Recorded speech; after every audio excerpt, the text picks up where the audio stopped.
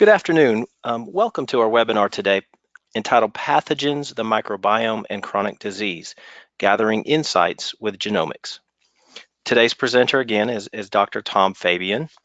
A little bit about Tom. Tom is a functional nutritional practitioner, consultant, educator, speaker, and a former research scientist. His primary expertise is in how the microbiome interacts with digestive, immune, and nervous systems, and how it influences metabolic processes. He has developed online educational programs for practitioners seeking in-depth education in the microbiome and related topics. He also has extensive experience in the areas of aging and health span optimization, both through his previous research experience as well as his more recent experience as a functional health practitioner. Tom is also our lead educator, an important part of our medical and scientific advisory board at Diagnostic Solutions. And this is part 2 of what he introduced last time. So Tom, we're very glad to have you with us again and look forward to this. And so with that, I'll just turn it over to you. Great, thanks so much, Jeff. It's great to be here today and looking forward to talking a little bit more about sort of the genomic aspects of what we talked about last time. So as you mentioned, this is essentially kind of a part 2 or a companion webinar to the previous webinar that we did last month. And this one is going to be focused on a similar topic and getting into some of the genomic aspects behind what differentiates everybody's response to pathogens, microbiome, and SNPs and genomic variants that are also involved in digestion as well. So this is a quick summary of kind of the topics that we covered last time and that we'll also be covering this time. So we really focused in quite a bit on digestive dysfunction or digestion insufficiency. And last time we focused on some of the key factors that lead to or cause digestive dysfunction, and then also the consequences of that in relation to pathogens in the microbiome. And so in that webinar, we highlighted a couple different pathogens where a lot is known actually about how they affect digestion and digestion efficiency, and then also how that can affect the microbiome. And then that whole set of imbalances together then can go on to contribute to symptoms and diseases. So again, this is kind of a framework for this presentation and also kind of springboarding off the last presentation as well. So just a couple examples to remind you of what we covered last time. So as examples of pathogens that can influence digestion, H. pylori is one of the ones that we've focused on. And H. pylori can cause hypoacidity in a lot of cases, also known as hypochlorhydria. So it's known that chronic infection with H. pylori in the gut, especially in the stomach, can reduce stomach acid in the majority of people that have chronic infections. And then that alone, just the reduced acid, can lead to reduced digestive activity kind of down the line in sort of a domino effect. Also, it's known that H. pylori can infect the upper small intestine, primarily the duodenum. And in the duodenum, that inflammation actually that it causes can interfere with the activity of key enzymes that are involved in digestion. So again, there's many, many ways in which digestion can be impacted. And again, last time we focused on certain pathogens, especially H. pylori and Giardia. But with regard to H. pylori and its effects on digestion, we also noted that both from research studies as well as what we see clinically, and especially with GI map, that H. pylori tends to associate with an increase in certain groups and species that we see in a GI map report. So that includes groups like Streptococcus and Enterococcus, and those tend to be among the most common that are also supported in terms of research that have been shown to be increased in a situation where there's hypoacidity or hypochlorhydria. Another consequence besides causing dysbiosis downstream is also an increased risk of certain infections from certain pathogens. So that's been established, for example, for Clostridium difficile. We know that pH in the stomach is very important for helping to reduce overall germination of C. diff spores. We also know that there is a correlation between reduced digestion, reduced stomach acid, and an increase in overgrowth of candida. And then there's a number of other organisms that we talked about as well. And then, of course, there's the whole spectrum of nutrient deficiencies that can happen because of reduced digestion. So overall, there's a lot of factors that interplay in terms of this one particular trigger that we highlighted, i.e. H. pylori. And then in another example that we focused on, which was more on the dysbiotic types of bacteria and also the normal microbes, is that an imbalance in microbes, especially again in the upper small intestine, can actually affect how certain proteins and peptides are digested, and in particular gluten. So essentially, Pseudomonas and Lactobacillus are two known groups of bacteria that can affect the digestion of gluten. And it turns out they have somewhat opposite effects. So Pseudomonas actually can potentiate the impact of gluten peptides in causing inflammation because it breaks them down in a way where they still retain their ability to stimulate the immune system, but they're small enough after they're digested by the enzymes from Pseudomonas to actually more efficiently cross the epithelial barrier of the small intestine. Whereas on the other end of the spectrum is Lactobacillus, which actually can also break down gluten peptides, but it tends to break them down much more thoroughly so that they no longer have their immune stimulating effects. And of course, that can lead to exacerbation of gluten sensitivity, and also obviously may exacerbate symptoms in celiac disease as well. So there's some significant impacts there from microbiome imbalances in the gut. So there's just a couple examples that we highlighted last time. And really the goal of that webinar overall was to help connect some additional dots, which we've done in previous webinars in terms of learning the various dysbiosis patterns. But in the last webinar, we went through these various examples to see how we can connect these dots in terms of how it relates to digestion and what we can see in GI-MAP in terms of the various markers that can yield some insights into what's going on with digestion, as well as the potential impacts and the potential causes upstream. So specifically, of course, GI-MAP covers gut pathogens and opportunists, gut microbiome, digestive physiology, as well as aspects of mucosal and especially immune health. So we really get a lot of great insights from all these various key aspects that come together. And as we saw, again, in the last webinar, how they can interact to influence digestion and then potentially downstream disease states. So ultimately, what we're really trying to get at is a better understanding of individual patients and clients in the context of precision and personalized medicine. So of course, there's general factors that influence disease susceptibility more generally. So of course, we know pathogens, for example, in general, can cause certain diseases. But we also know there's individual variations in how individuals respond to pathogens. So an example obviously would be one person who is infected with a particular pathogen, another person who is infected with the same pathogen, but only one of them has symptoms. So the question is, what are the differences among individuals that determine whether or not a person exposed to one particular factor responds to that or doesn't respond to that? So that's really what we're going to dive into in this webinar, is really start to look at some of those individual factors, especially at the genomic level. So again, really that's a key aspect of understanding how to approach precision and personalized medicine, as working with these and recognizing these factors that can be different from person to person that can influence disease. So this is a little bit of a model for us to kind of think about this in a framework in terms of the interaction of some of these internal factors that we've been talking about, such as diet and in particular pathogens, as well as other factors such as drugs, et cetera. Of course, at the bottom here, we have depicted the internal factors. We've been mostly talking about the microbiome so far, but we are going to be talking in this webinar again about the genome and how these two factors come together to influence our physiology and determine whether for one person, whether they basically retain their homeostasis and normal physiology, whether we're talking about the digestive system or the immune system, et cetera, and then how these various factors, external factors and internal factors, can actually start to cause imbalances that eventually may lead to symptoms and disease.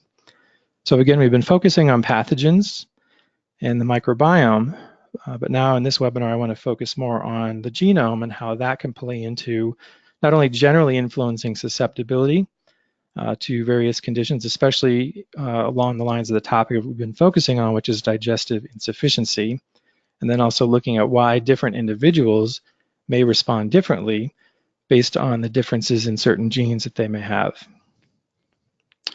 So let's start off and talk about focusing in on certain genetic variants that have to do with digestive dysfunction.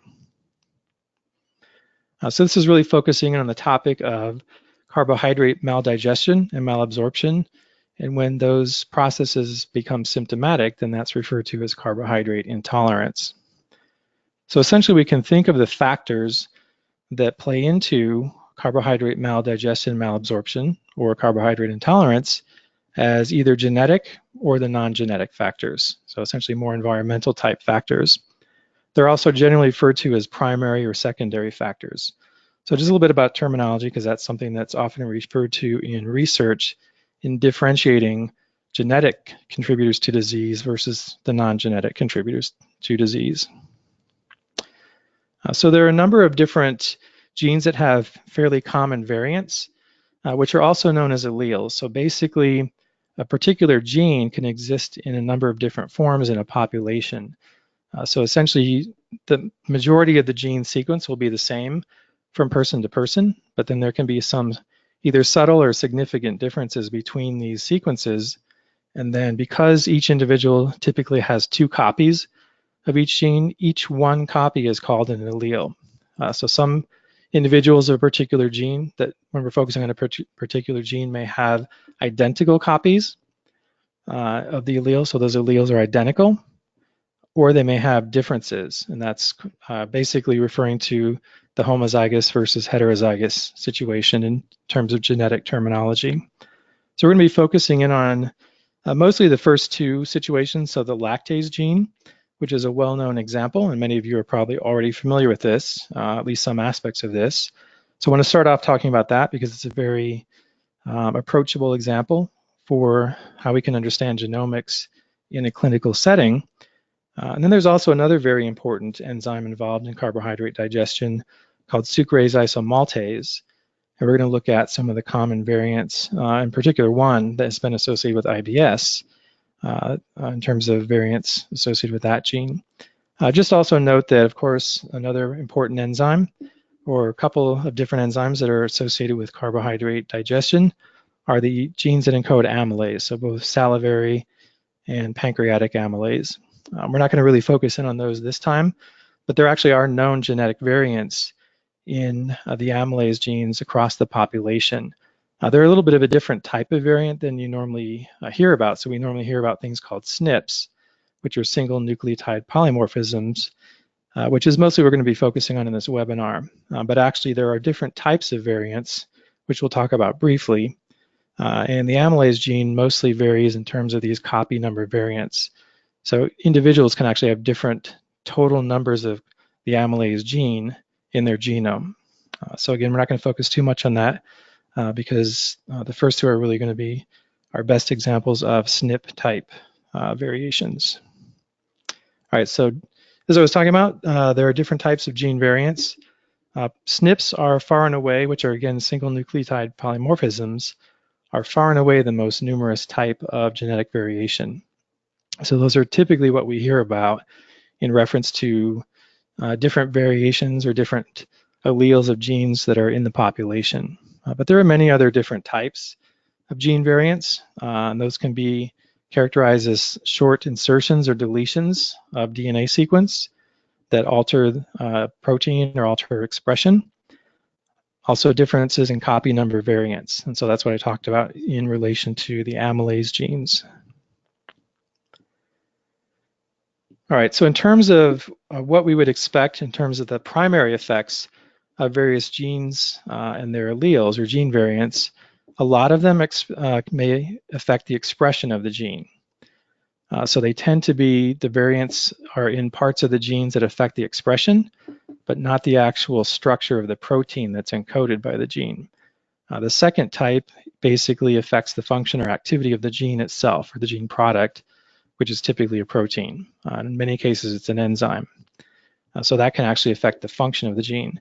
There are some changes, though, that actually have no effect at all for various reasons, and those are referred to as silent mutations or silent variations.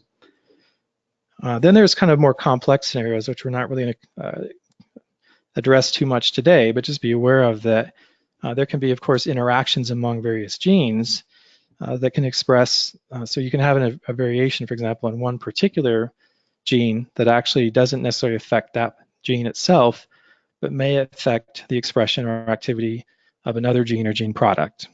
So it can get fairly complicated once you kind of go beyond the single gene focus, but just be aware that that is something that ultimately is important to understand to some extent, because genes, of course, don't act in isolation. All right, so let's go ahead and start off and talk about variants in the lactase gene.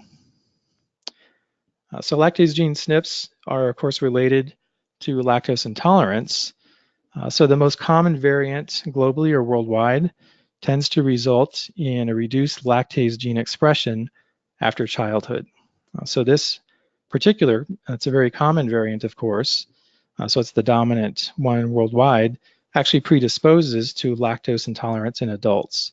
And this particular variant has a prevalence of about 75% globally. So again, about 75% of the population in the world has the potential to be lactose intolerant. And then there are other variants, and they result in, many of them result in persistent lactase gene expression beyond childhood. So basically, by allowing the lactase gene to continue to be expressed, basically individuals who are consuming lactose then can continue to metabolize the lactose. And so they're much less likely to be lactose intolerant. So that particular variant is present in about 25% of the global population, and it facilitates lactose digestion throughout adulthood.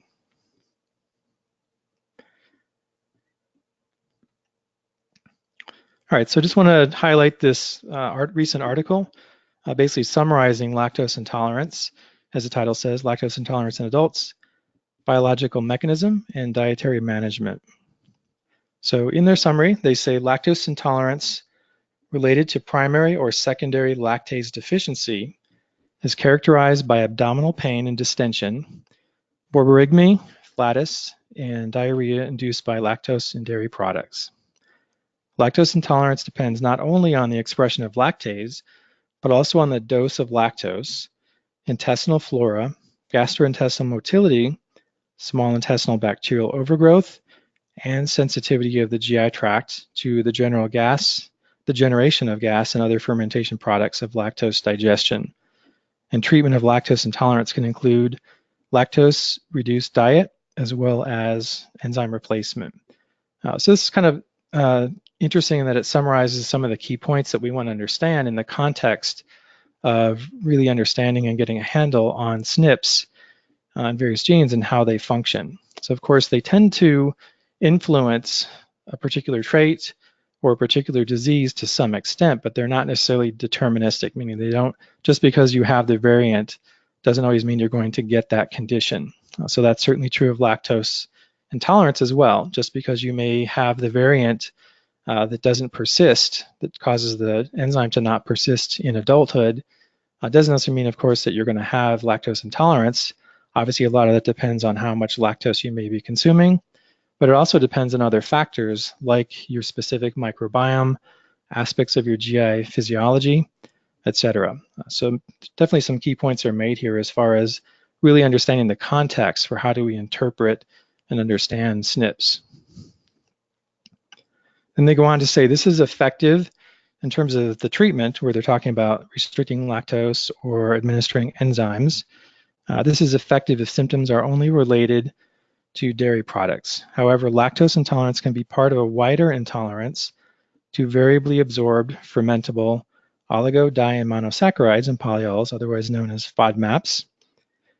This is present in at least half of patients with IBS, and this group requires not only restriction of lactose, but also a low FODMAP diet to improve GI complaints. So this is something we're going to really talk about a bit more about as we move on through the webinar, and also touched on last time, is that a lot of these enzymes, especially the brush border enzymes in the small intestine, can all be affected together by anything that's inhibiting or reducing the function overall of the small intestine, for example. So you have to really take the context into account. So certainly genetics can predispose to that, but then there are other non-genetic factors that can also play into that are important to take into account. All right, so this next article is titled Lactose Intolerance, Diagnosis, Genetic, and Clinical Factors. And they go on to say most people are born with the ability to digest lactose, the major carbohydrate in milk and the main source of nutrition, until weaning.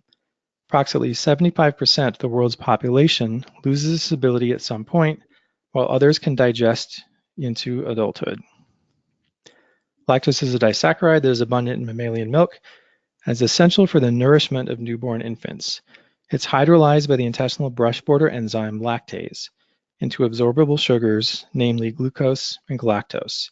In most infants, intestinal lactase activity is maximal during the perinatal period.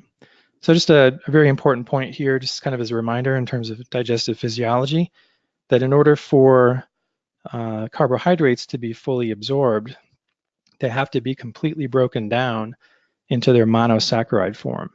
If they're not fully broken down, so if you have, for example, functional amylase, salivary and pancreatic, you can break down starches to a certain point, but they're not broken down by those enzymes all the way into monosaccharides. And that's really the job of the intestinal brush border enzymes or the disaccharidases. So again, that's another important point to remember is they have to be fully broken down in order to be absorbed, otherwise they can contribute to malabsorption. And they want to say, however, after 2 to 12 years of age, two distinct groups emerge, i.e. a lactose non-persistence group with a low lactase activity, hypolactasia, and a lactase persistence group of individuals who retain their neonatal level of lactase activity into adults. So just to kind of explain this a little bit more here, so one of the most common SNPs in the population, especially among Europeans, is this particular SNP here that's referred to right under the title of the slide. You'll see there's this kind of designation of LCT, which stands for the lactase gene. And then the 13910, C greater than T, is basically just a designation for its position in the gene. So its nucleotide position relative to the start of the gene, which is not something we really need to know, but you'll see this if you read any of the research papers. You'll see this kind of way of referring to the SNP in this particular format. So it's good to be aware of it. Then the C greater than T basically just means that in this SNP, typically the most common nucleotide to have, so essentially letter of the DNA alphabet, is the C. But a minority of people have the T. So it's usually giving you information that we're mostly talking about the T as having the sort of variant. That's sort of the variant that we focus on. When it comes to disease risk, usually that would be the disease risk variant, for example. Then the number next to it, the RS number, is common to most SNPs. So they're usually giving us a specific designation, which is a specific RS number. That's typically a number that you'll use when you want to look up a particular SNP in a particular genetic service. All right, so as I mentioned, this particular SNP is really common in populations of Northern European descent. And then the SNP genotypes, as we kind of alluded to, so the C and the T are the two variations that can occur at that point in the gene. So individuals can have two Ts. They can be heterozygous for a C and a T, or they can be homozygous for two Cs. So the TT genotype is lactase persistent, and they're very likely to be lactose tolerant. The CT genotype or homozygous are generally also considered lactase persistent, and they're also likely to be lactose tolerant, although recent research suggests that they may have a somewhat reduced level of lactase, implying that they may not tolerate high levels of lactose in the diet, for example. Whereas the CC genotype is the lactase non-persistent genotype. So again, that enzyme that's coded by the gene does not get expressed at high levels throughout lifespan. It tends to drop off in childhood. So they're likely lactose intolerant. And this is just an example of a table from that particular summary paper, just illustrating how these SNPs can vary among populations or geographic regions. So at the top it says Table 1, frequencies of European variant in countries within the Americas, Asia, Europe, and Oceania. So essentially, they're looking at that the two genotypes that allow for lactase persistence. So these are individuals who are less likely to be lactose intolerant. And you can see there's a huge variation among countries, with the US near the top, where that frequency of having the ability to digest milk, essentially, or digest lactose is pretty high, along with various other European or countries with a large proportion of the population of European descent, pretty high, all the way down to certain countries where the persistence of the T allele is virtually zero.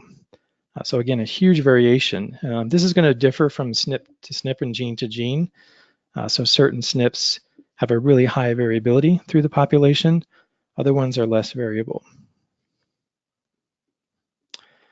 Okay, so that was just a quick example of one common SNP in the lactase gene. Again, this is kind of a scenario that we can all relate to because it's something that we're pretty familiar with as clinicians. The next one is probably something we're less familiar with overall, which is a particular SNP in the sucrase isomaltase gene. And this is a fairly common SNP, and that's provided this SNP designation there for you if you'd like to look it up. But basically it comes in similar to the lactase gene SNP we just focused on. There are two variations, so individuals can either be CC homozygous and they have normal enzyme activity. They can be heterozygous with the A allele having been characterized actually as coding a form of the enzyme that has reduced activity. So that particular genotype, the CA homozygote, would likely have a reduced enzyme activity, kind of an intermediate level. And then the AA homozygous genotype would have significantly reduced enzyme activity. And they specifically characterize this particular protein or enzyme that's encoded by that version of the gene and found that it has an activity that's about 35% less than the normal version. So obviously individuals who have this gene would essentially not have a gene that's, or an enzyme that's as active in terms of breaking down sucrose and also starch. So just kind of to back up a moment here, the activity of this particular enzyme complex breaks down, it's sort of the main enzyme that's responsible for breaking down virtually all of sucrose in the diet. So individuals that have significant SNPs that affect the function of this enzyme can be intolerant to sucrose itself, but also this complex, which encodes the isomaltase portion, affects the ability to digest a majority of starch and also to break starch all the way down into glucose. So again, that can cause significant malabsorption potentially, depending on the amount that's consumed in the diet. And then just moving on to the last point here, that actually this SNP recently, just last year in 2018, was strongly associated in one study with an increased risk for irritable bowel syndrome. So it suggests actually that carbohydrate maldigestion and malabsorption may play a significant role in IBS. And actually just want to refer you to our website, and especially under the clinicians tab, and then go to the learning section, which is our resource library. We do have a companion article there that you can read that goes into more detail about that particular gene and the SNP that's been linked to IBS. Just one other thing I want to note about some studies that have characterized this particular SNP. So the top reference here, functional variants in the sucrase isomaltase gene associate with increased risk of irritable bowel syndrome, is the main report that came out last year with that particular SNP being characterized and linked to IBS. In that study, they did note that a particular group of bacteria called Bacteroides, which is part of the Bacteroidetes phylum, tended to be associated with the A allele. So again, that's the allele that isn't as efficient in breaking down sucrose and starch. And then there was a follow-up article or follow-up study on this particular SNP. That's summarized in the second article, which is sucrase isomaltase, the 15-phe IBS risk variant in relation to dietary carbohydrates and fecal microbiota composition. And they noted in this study that the risk allele, again, which is the allele A, was also associated with increases in certain bacteria that was dependent on diet, in particular starch intake. So essentially, this is an example of genotype by diet interactions resulting in a different type of microbiome in that individual. So in this case, it resulted in an increase in groups called Bloudia, Bacillobacter, and Ruminococcus. Those are all in the Firmicutes phylum.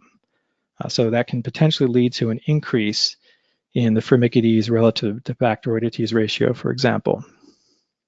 So just interesting to note that even though we're talking more specifically about SNPs that affect digestion, of course, we know from just what we talked about before in previous webinars, and especially the last webinar, that changes in digestion or imbalances in digestion can lead to downstream dysbiosis. And that's certainly true of genetic predisposing factors as well. Just one more article I wanted to focus on in terms of sucrase isomaltase, just to give a little bit more information around this enzyme, because it turns out to be quite important for carbohydrate digestion. So they say in the article that osmotic diarrhea and abdominal pain in humans are oftentimes associated with carbohydrate malabsorption in the small intestine due to loss of function of microvillar disaccharidases. Disaccharidases are crucial for the digestion and the subsequent absorption of carbohydrates. This review focuses on sucrase isomaltase as the most abundant intestinal disaccharidase and the primary or induced pathological conditions that affect its physiological function. So if you remember one of the previous slides, we focused on that typically the contributing factors to various conditions and diseases are usually broken down into primary and secondary, i.e. genetic, and then the non-genetic factors. So this article gets into some of those details in terms of what's known about the genetics as well as these non-genetic factors that can influence the activity and expression of the sucrase isomaltase gene. So they go on to say towards the bottom, diagnosis of sucrase isomaltase deficiency and discriminating it from other GI intolerances can be latent in patients because of common symptoms observed in all of these cases. So this is really, I think, an important point to take into account as we're thinking about the context of overall precision and personalized medicine, that of course, when it comes to GI symptoms, so many of them tend to be very generic and very non-specific. So for example, bloating, diarrhea, constipation, gas, etc. Those are all very common symptoms, and it's very difficult to tell just from the symptoms alone what may be behind that, what may be the factors that are contributing to that. So that really kind of underscores the fact that if we can use functional testing, both GI testing, genetic testing, microbiome testing, etc., we can get a lot of insights into the individual factors that are coming into play for a given patient or client. All right, so this is a figure from that same article, basically just summarizing some of the known primary factors and secondary factors and sort of how they come together and affect physiology in the intestine in a way that affects the activity of sucrase isomaltase. So on the left, we have our primary factors, which are essentially the inborn genetic defects. And one of them, of course, we just highlighted, but there are other known mutations or SNPs in the sucrase isomaltase gene. And then as far as secondary factors, there's really a wide range of factors that potentially can reduce the activity of this gene, either directly or indirectly. So those include, as they note here in the figure, physical injuries of the intestinal epithelium, drugs, diet, or stress. Of course, stress is obviously another very common factor for many patients and clients, as well as inflammation. And they just note viral infections, but actually a wider range of infections actually can affect, of course, the integrity of the epithelium in the small intestine. And then we're not going to go into the detail here, but in the inner part of the figure, they just illustrate some of the common physiological aspects more in detail. They often come into play in terms of how these genetic factors and non-genetic factors affect the activity of the sucrase isomaltase gene. All right, and this is a figure that we actually had in the last webinar. So essentially, I think it's important to note here, and it's really underscoring that, again, there are many different factors that potentially can affect the function of the small intestine and impact especially the activity of these disaccharidase enzymes. So obviously significant damage can result, or significant pathology can result in small intestinal villus atrophy. Things that can affect the activity of the enzymes don't necessarily produce pathology that significant, but this really gives us a good kind of overall starting point or example of the wide range of factors that can come into play that are the sort of the non-genetic factors, the secondary factors.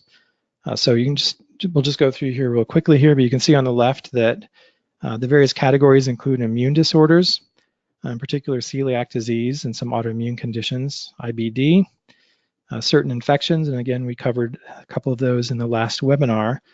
So we do know that H. pylori and Giardia and Cryptosporidia, also all three of those are well known to potentially cause small intestinal villus atrophy.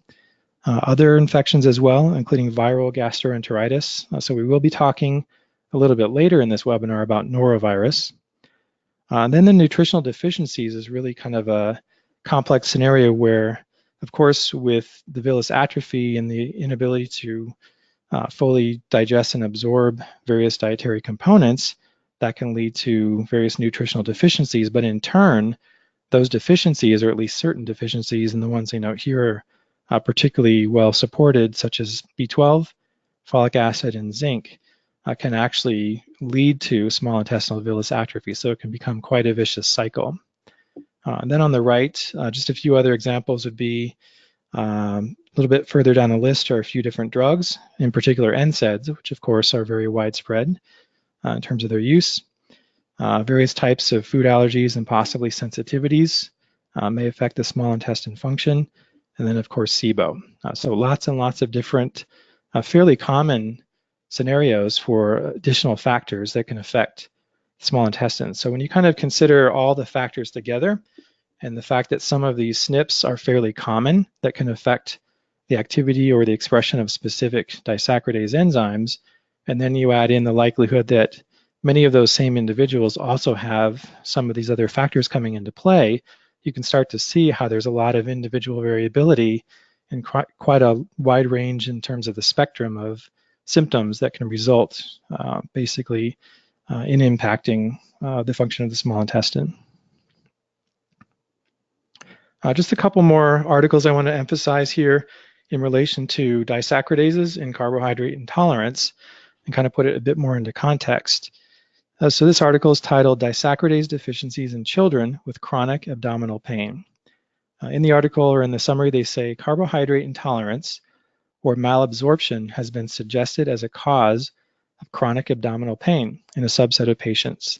We aim to evaluate disaccharidase deficiencies in children with functional chronic abdominal pain and to correlate deficiencies with clinical features. So they go on to say this was a study with a total of 203 pediatric patients who had chronic abdominal pain, and that the percentages of abnormally low disaccharidase levels using the standard laboratory cutoffs were lactase 37%, sucrase 21%, glucoamylase 25%, and then another enzyme called palatinase 8%.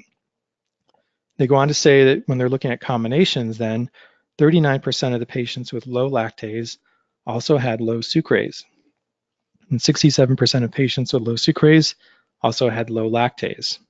So obviously from this data, their conclusion was that a large proportion of patients with chronic abdominal pain have deficiencies in disaccharadases. So this is really a very common scenario. And again, we know that there are likely some of these types of consequences and symptoms that are very common. So apparently this is a fairly appreciated mechanism for how patients manifest with these various GI conditions. They go on to say bowel frequency, vomiting, or location of pain was no different between groups, suggesting that these clinical features cannot be used to predict disaccharidase deficiencies. So once again, underscoring that these are very sort of generic type symptoms that could be due to a lot of different factors, and we don't really know until we go in and start to identify which factors are relevant for a given individual, and then that can be very important for helping to determine how to approach that therapeutically.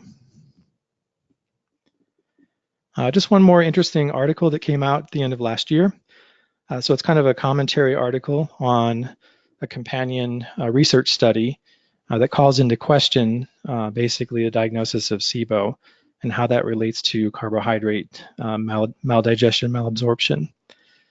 So essentially, I'll go ahead and read the whole thing here, but they say small intestinal bacterial overgrowth was originally described decades ago as a cause of malabsorption among individuals with abnormal intestinal anatomy or impaired gastric acid secretion and intestinal motor functions. More recently, the concept of SIBO has been expanded to explain symptoms among a much broader patient population, a move that brings the definition of SIBO into much sharper focus. For largely logistical reasons, breath tests, and especially those based on the excretion of hydrogen consequent on the formation of unabsorbed carbohydrate substrates, have almost entirely replaced jejunal aspirates in the diagnosis of SIBO. Ever bedeviled by concerns regarding their reliability, hydrogen breath tests have now come under even more critical scrutiny with the study from Sundin and colleagues in this issue, suggesting that their sole function is to detect carbohydrate malabsorption and that they are incapable of defining SIBO. So again, this is kind of an ongoing debate, and one particular study isn't really definitive, but essentially it does kind of call into question again whether or not a lot of what is being measured from these breath tests are really SIBO, or whether maybe at least a certain proportion of them might be more indicative of just carbohydrate malabsorption. So really the implication here is that once again, there's the possibility that carbohydrate malabsorption may be much more widespread than is appreciated, and that identifying these specific underlying factors, especially the genetic factors that may predispose to that, are potentially very important for certain patients. So just a few key take-homes on this section regarding carbohydrate maldigestion and malabsorption, that they're basically much more likely contributors to symptoms and disease than previously thought. Symptoms are typically non-specific and common to many conditions. And there are a number of primary genetic and or secondary causal factors that have been identified. We covered a number of those, both in this webinar as well as in the last one. Then assessing an individual's primary or secondary factors is really essential for personalizing treatment. All right, so let's move on to the second part of the webinar here, which is basically focusing on genetic variants that affect the microbiome and pathogen susceptibility. So going back to our reference framework here for a topic, we've been focusing on digestive dysfunction and basically genetic variants that directly or somewhat indirectly impact digestion, and then sometimes secondarily may have effects on the microbiome or pathogens.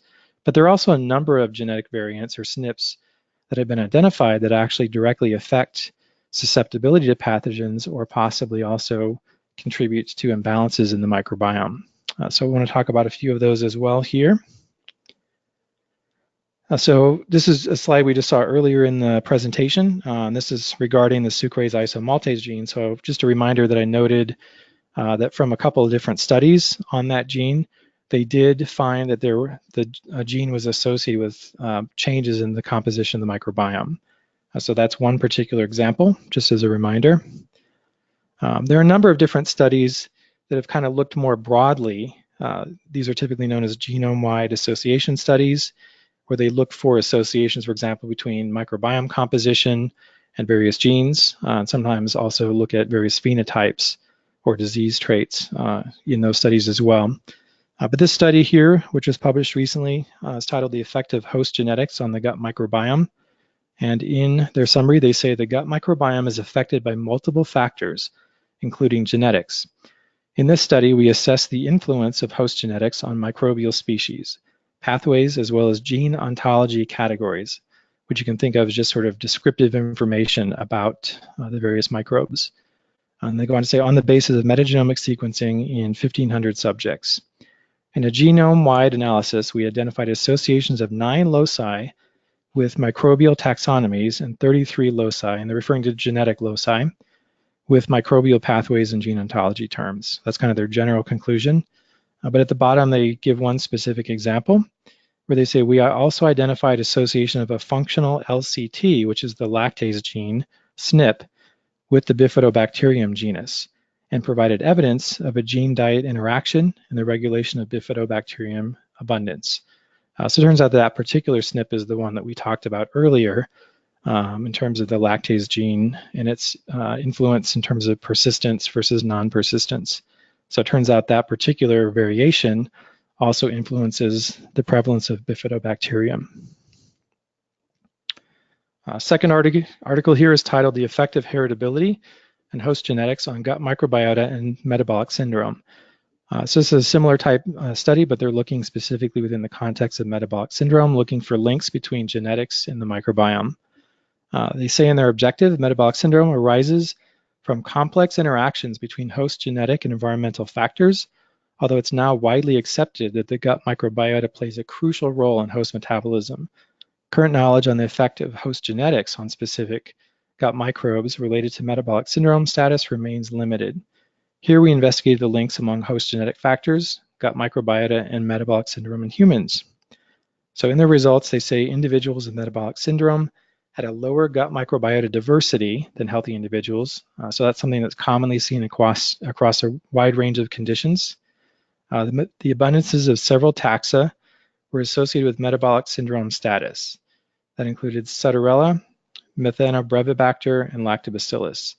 Were all enriched in metabolic syndrome group, whereas Akkermansia, Odorobacter, and Bifidobacterium were enriched in the healthy group.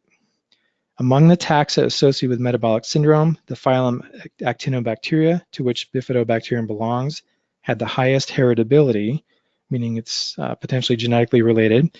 Even after adjustment for metabolic syndrome status, reduced abundances of Actinobacteria and Bifidobacterium were significantly linked to the minor allele of the gene ApoA5, and particularly the SNP RS651-821.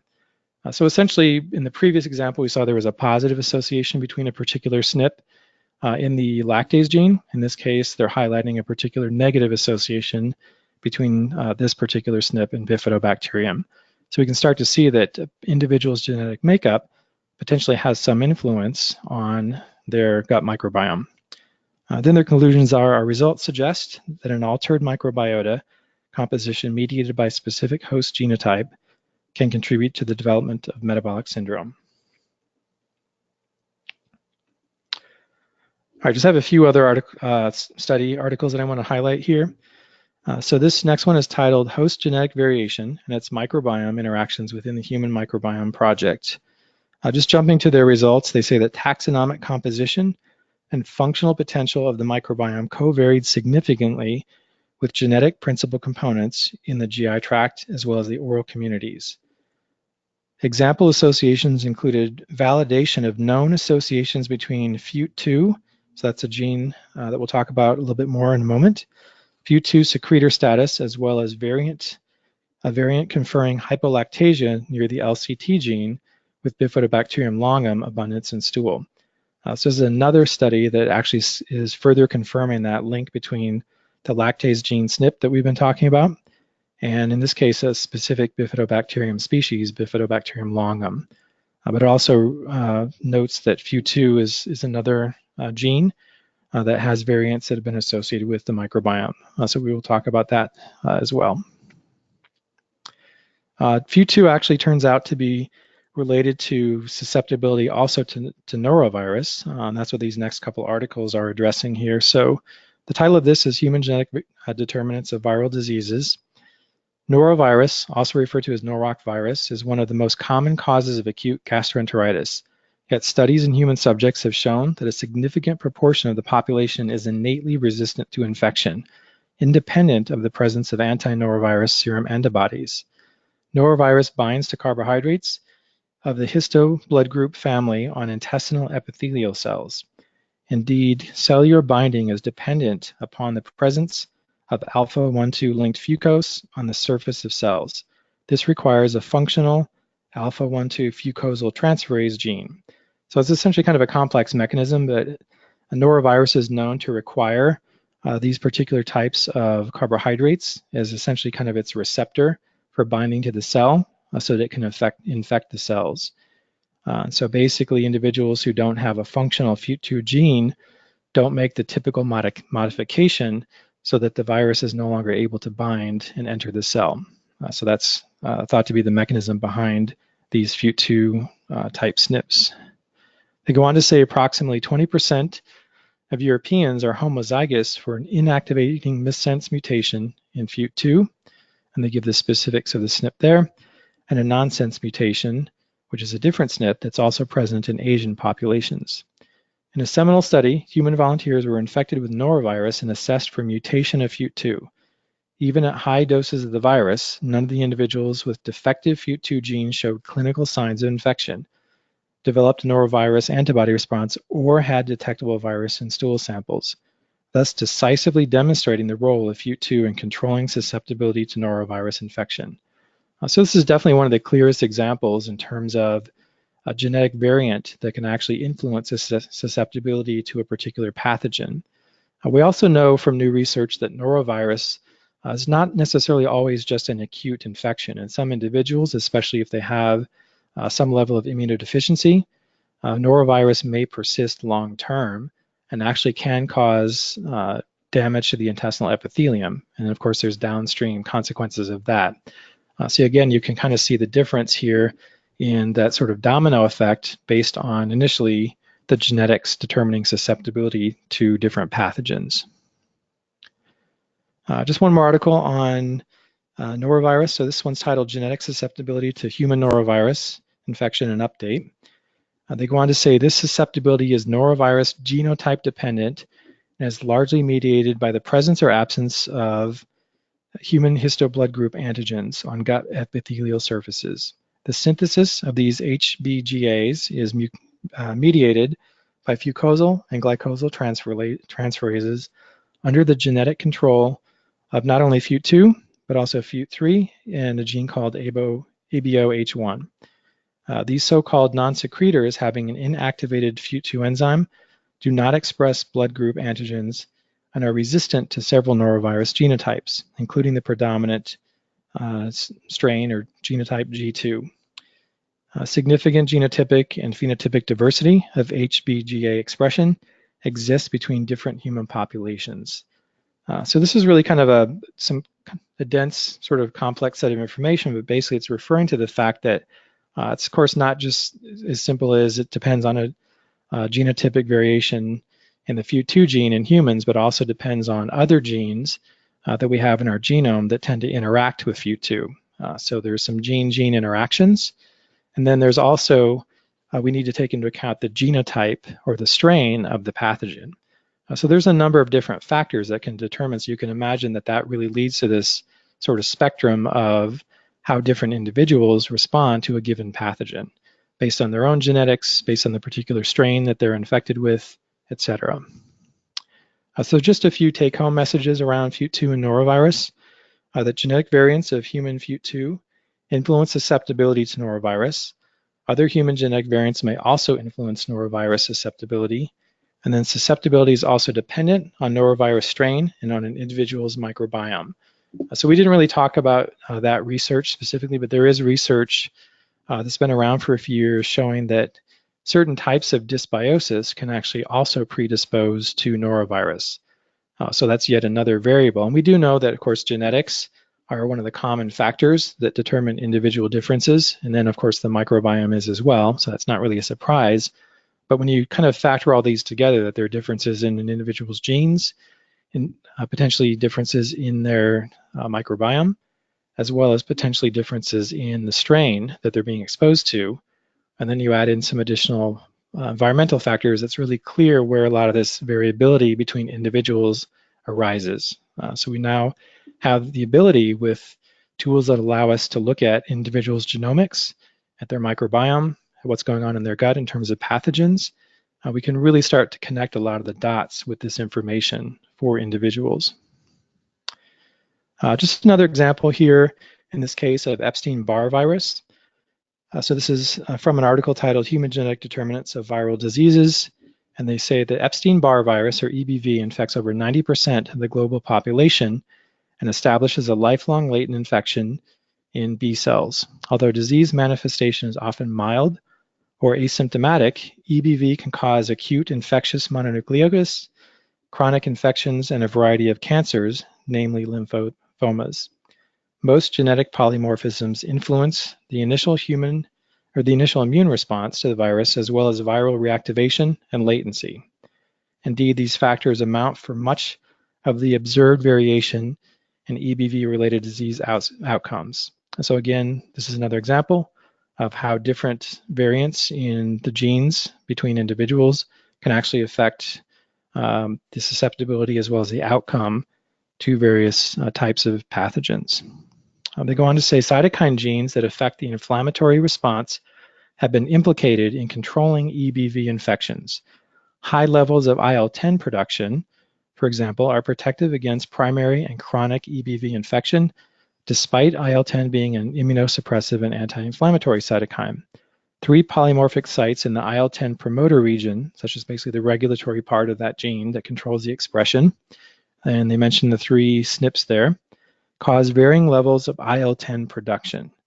The high production allele, in which all 3 SNPs are present, is significantly linked to EBV resistance. So here they get into the specifics, and of course we would expect a lot of these SNPs that affect susceptibility to pathogens and influence the microbiome have to do with changing or affecting the function of the immune system. Obviously, since the immune system plays such a critical role in controlling infections and the microbiome. Another key point here, though, is that this is a case where they actually showed, once again, an interaction of multiple SNPs within a gene. So it can get kind of complicated, and we're not really going to consider that too much at this point, because really we want to focus on just making that connection that individual SNPs, especially ones that seem to have significant impacts, can really be very important in terms of assessing differences among individuals. But just again, a side note, there can be differences among genes in their interaction, as well as differences between individuals in various SNPs within a particular gene. This is one of the last studies that I'm going to focus on here, so bear with me. But this is titled Genome-Wide Association Analysis Identifies Variation in Vitamin D Receptor and Other Host Factors Influencing the Gut Microbiota. And they say in the summary, here we performed a genome-wide association study of the gut microbiota using 2 cohorts from northern Germany totaling 1,800 individuals. Comprehensively controlling for diet and non-genetic parameters, we identify genome-wide significant associations for overall microbial variation and individual taxa and multiple genetic loci, including the VDR gene, which encodes the vitamin D receptor. We observe significant shifts in the microbiota of VDR negative mice, which basically are mice that lack the gene or a functional gene for encoding the vitamin D receptor, relative to control mice, and correlations between the microbiota and serum measurements of selected bile and fatty acids in humans, including known ligands and downstream metabolites of VDR. So again, another example of a common gene variant, or at least an impact of gene variants involving a particular gene, VDR, the vitamin D receptor, that can have an impact on the microbiome. And just a couple more last articles here that I want to cover here. So a lot of reading here, but a lot of great information. So this one is titled Genetic Predisposition to Infectious Disease. So I'm actually going to go through almost the whole summary here real quick. In contemporary medical practice, approaches to infectious disease management have been primarily rooted in a pathogen-centered model. So that's really, I think, another important point is in functional medicine, and especially when we're considering approaches for precision and personalized medicine, we're taking a lot of additional factors into account, once again, that help determine these individual differences rather than just focusing on the one factor. They go on to say, however, host genetics also contribute significantly to infectious disease burden. The fast expansion of bioinformatics techniques and the popularization of the genome-wide association study in recent decades has allowed for rapid and affordable high-throughput genomic analyses. This review focuses on the host model of infectious disease, with particular emphasis placed on the genetic variations underlying observed infectious disease predisposition. We review the well-established links between specific genetic alterations and predisposition to malaria, Creutzfeldt-Jakob disease, human immunodeficiency virus, and Norwalk virus, i.e. norovirus, which we just talked about. So these are just some of the best examples in terms of genetic linkages that influence susceptibility to these various diseases and pathogens. Finally, immunologic variation in the major histocompatibility complex, or MHC, to host genetic infectious disease susceptibility. Future large-scale genomic studies hold promise in providing insights into immunology pathogen links and may allow for the development of personalized genomic approaches to infectious disease prevention and treatment. So just a couple summary points here with regard to what they're talking about in this article. So there are really well-established examples of particular genome variations, or SNPs, that have been associated with pathogen susceptibility. And it turns out, of course, as you'd expect, as we talked about earlier, that a lot of them have to do with the function of the immune system, and a disproportionate number appear to be related to the major histocompatibility complex, or MHC, which is something we're just going to talk a little bit more about before we wrap up, because that's really a key area to focus on in relation to gene variants, or SNPs, that affect not only pathogen susceptibility and susceptibility to infections, but also certain chronic diseases such as autoimmune diseases. So there's a lot of kind of a high density of variations in that major histocompatibility complex that can really influence the development of various diseases and susceptibility. This is just a quick example that I want to talk about here. The title is Evolutionary and Functional Analysis of Celiac Risk Loci Reveals the Gene SH2B3 as a protective factor against bacterial infection. And they go on to say functional investigation of the effect of SH2B3 genotype in response to lipopolysaccharide, i.e. from gram-negative bacteria, and something called muramyl dipeptide, which is actually from gram-positive bacteria, revealed that the carriers of SH2B3, and then they reference the particular SNP there, showed stronger activation of a different gene, the NOD2 recognition pathway. This suggests that SH2B3 plays a role in protection against bacterial infection. So the idea here basically is that this is something that's pretty common, that there's often a noted potential trade-off between alleles or variants or SNPs that evolved to help protect us against certain pathogens, and then the trade-off is potentially a higher risk of certain chronic diseases, especially autoimmune conditions.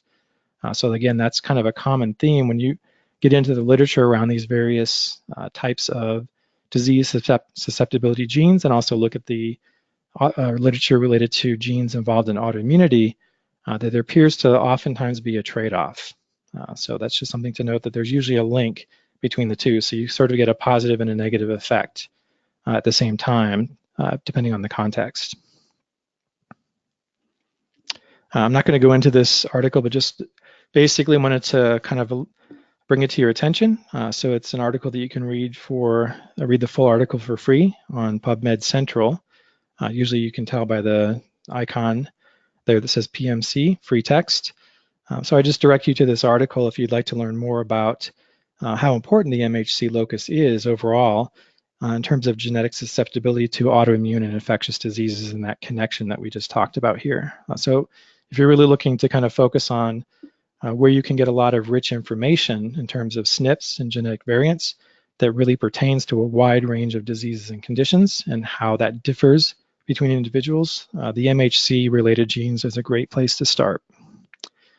So just also wanted to mention, of course, we recently launched our genomic service, Genomic Insights, and basically there's part of the service involves a section where you can basically search every single SNP that's in the database. So a lot of the SNPs that we've talked about today, you can either type in the gene name and look up all the SNPs and related factors that are related to that gene, or you can type in keywords, you can type in the specific designation for the SNP. Basically, once you have that information, then you can look up the information for an individual client or patient. So just want to note here, this is an example for FUT2. So just typed FUT2 into the search engine. You not only get examples for the FUT2 gene and the related SNPs here in the column under SNPs, but you also get information related to FUT2 based on genes that may have a connection to FUT2. So again, there's many ways to kind of access this information, And I would encourage you to check out Genomic Insights for more information. And again, when we have accessibility to these various types of functional tests, that can really provide some great insights into these factors that are important for given individuals, that can really go a long way towards helping us to devise a very personalized therapeutic plan that can be more effective for individual patients. So thank you so much for listening. And once again, I'd like to direct you to our website for additional resources. This webinar will be recorded and will also be available in our resource library. So again, there's many other resources there, and the webinars that are referred to throughout this webinar, the previous webinars that covered similar topics are also there as well. So once again, thank you for listening and have a great day.